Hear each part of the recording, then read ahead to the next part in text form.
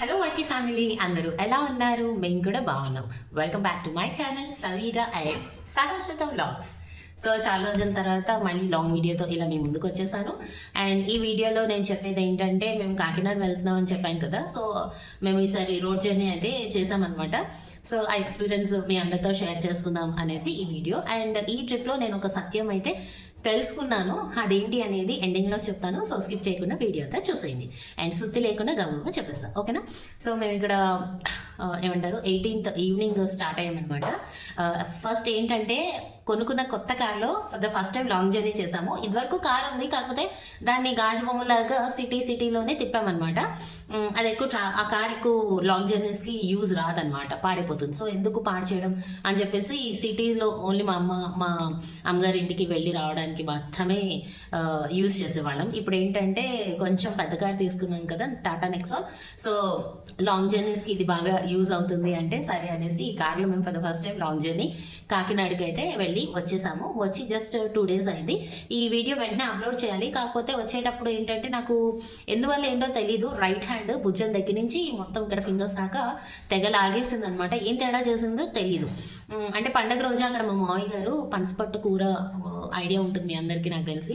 ఇక్కడ వాళ్ళకి తెలియకపోవచ్చు, ఆంధ్ర సైడ్ బాగా తింటారనమాట పనసపట్టు కూర. అది తెప్పించారనమాట క్యాటరింగ్. బాగుంది కదా, యమ్మీ ఉందని 2-3 సార్లు తిన్నాను. మేబీ దానివల్ల వేడి చేసింది అనుకుంటే తెలీదు, కానీ విపరీతమైన లాగేసింది అనమాట. విపరీతంగా అసలు ఎంత ఎక్సర్సైజ్ చేసినా ఇలా విదిలించినా కూడా తగ్గలేదు. సో ఇంకా మనస్థిమితంగా ఉండదు కదా బాడీ పార్ట్కి. ప్రాబ్లం వచ్చినా we can't stay calm, right? అందుకనేసి నేను వీడియో రికార్డ్ చేయలేదు. సో ఇప్పుడు అంతా ఫైన్ అనమాట. జస్ట్ 2 days అయింది కాకినాడ నుంచి వచ్చి. అండ్ మా జర్నీ ఎలా జరిగింది అంటే చాలా బాగా జరిగిందండి. అసలు రోడ్ జర్నీ ఇంత బాగుంటుందని నాకు ఎప్పుడు తెలీదు. కాకపోతే ఏ టైంకి స్టార్ట్ చేసినా నైట్ by 10 కల్లా మనం ఎక్కడో అక్కడ హాల్ట్ తీసుకోవడం చాలా సేఫ్ గైస్. ఎందుకంటే మేము ఇదివరకు టూర్స్, మా నాన్నగారు వాళ్ళతో టూర్స్కి వెళ్ళినప్పుడు ఇలాగే ఏవో చిన్న చిన్న ఇన్సిడెంట్స్ ఎక్స్పీరియన్సెస్ అయ్యాయి అనమాట. సో మా నాన్నగారు ఎప్పుడు చెప్తూ ఉంటారు, రోడ్ జర్నీస్ చేసేటప్పుడు ఏ టైంలో అయినా జర్నీ స్టార్ట్ చేయొచ్చు, కానీ నైట్ 10 అయితే మాత్రం దట్ ఈస్ ద లిమిట్. ఎక్కడ ఏ ఊళ్ళో ఉంటే అక్కడ మంచి హోటల్లో లేకపోతే తెలిసిన వాళ్ళ ఇంట్లో వీ హ్యావ్ టు ఉండిపోవాలి, అంతే తప్ప అంతకు మించి జర్నీస్ చేయకూడదు అని చెప్పేసి. సో అలాగే మేము ఈవినింగ్ 4:35 కల్లా స్టార్ట్ అయ్యాము. కొంచెం ట్రాఫిక్ ఉండేది, ఇక్కడ నుంచి వెళ్ళేటప్పుడు కొంచెం ట్రాఫిక్ ఉంది, దాంతో లేట్ అయింది. అండ్ మేము విజయవాడకి రీచ్ అయ్యేసరికి అరౌండ్ 11:30 అలా అయింది.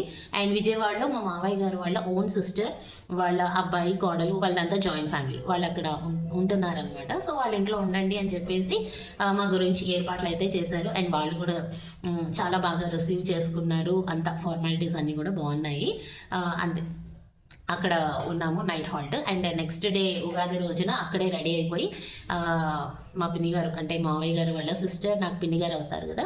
సో పిన్ని గారు పచ్చడి అది ప్రసాదం చేశారు. అక్కడ ప్రసాదం తినేసి అక్కడి నుంచి మావయ్య గారు వాళ్ళ ఇంటికి అయితే స్టార్ట్ అయ్యాము. స్టార్ట్ అయినప్పుడు తెలిసింది గాయస్, అసలు డే జర్నీస్ అంటే ఎంత కష్టం అంటే ఎండ బగ్మని మండిపోయింది అనమాట. బాబోయ్, అసలు ఒక్క క్షణం కూడా ఏసీ వేసింది కట్టలేదనమాట, అలాగే వేసి ఉంచేసాము. జునుగాడు కూడా కొంచెం ఇబ్బంది ఫీల్ అయ్యాడు ఎండ వల్ల. కొంచెం ఎండగా ఉంది అంతే. తర్వాత కాకినాడ రీచ్ అయ్యాము. అక్కడ మావయ్య గారితో మంచిగా టైం అనేది స్పెండ్ చేసాము. తర్వాత బీచ్ వెళ్ళాము.